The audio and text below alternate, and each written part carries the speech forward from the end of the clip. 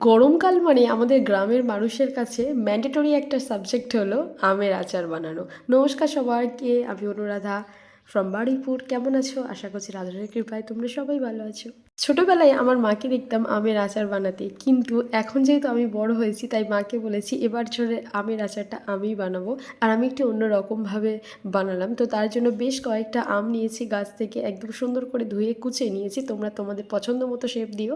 আর আমি একটা মশলা তৈরি করে নিয়েছি যার মধ্যে অনেক কিছু ইনগ্রিডিয়েন্টস আছে, আমি স্ক্রিনে মেনশন করে দিচ্ছি।